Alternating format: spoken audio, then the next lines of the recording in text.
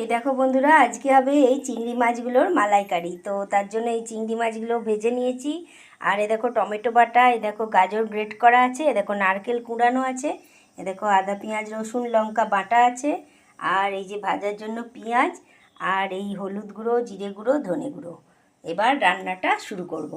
দেখো আমি এখানে সর্ষের তেল দিয়েছি, তেলটা গরম হয়ে গেছে। এবার দিয়ে দিচ্ছি একটু ফোড়ন, এলাচ আর লবঙ্গ আর তেজপাতা, আর দিয়ে দিলাম পেঁয়াজ। এবার এগুলো ভাজবো। পেঁয়াজগুলো খুব ভালো করেই ভাজা হয়ে গেছে। দিয়ে দিলাম টমেটো বাটা, দিয়ে দিলাম গাজর গ্রেট করা, এটাও নেড়ে নিলাম। দিলাম নারকেলটা গ্রেট করা, দিয়ে দিলাম আদা পেঁয়াজ রসুন লঙ্কা বাটা, এটাও নেড়ে দিচ্ছি। মশলার সঙ্গে ভালো করে কষাতে হবে। এর মধ্যে দেবো এবার গুঁড়ো মশলা, দিয়ে দিচ্ছি হলুদ গুঁড়ো, জিরে গুঁড়ো দিলাম, দিচ্ছি ধনে গুঁড়ো, দিচ্ছি কাশ্মীরি লঙ্কার একটু গুঁড়ো সামান্য রঙের জন্য। গুঁড়ো মশলা দিয়েছি তাই অল্প একটু জল দিয়ে দিলাম। দিয়ে এবার ভালো করে এটাকে কষতে হবে।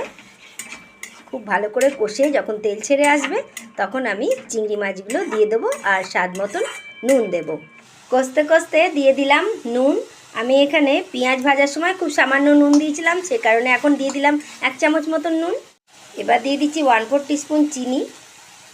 খুব ভালো কালার চলে এসছে। এবার দিয়ে দিচ্ছি জল। এটা খুব বেশি ঝোল হয় না, একটু গ্রেভি গ্রেভি হয়। দিয়ে দিলাম কাঁচা লঙ্কা, দিয়ে দিলাম শাহি গরম মশলার গুঁড়ো। ভালো করে ফুটে গেছে। এবার দিয়ে দিলাম ভেজে রাখা চিংড়ি মাছগুলো। এগুলো দিয়ে আমি ভালো করে নেড়ে দিলাম। ফাইনালি তৈরি হয়ে গেছে চিংড়ি মাছের মালাইকারি। এটার মধ্যে কেউ কেউ ফ্রেশ ক্রিম দিয়ে দিতে পারো আর ধনেপাতাও দিয়ে দিতে পারো।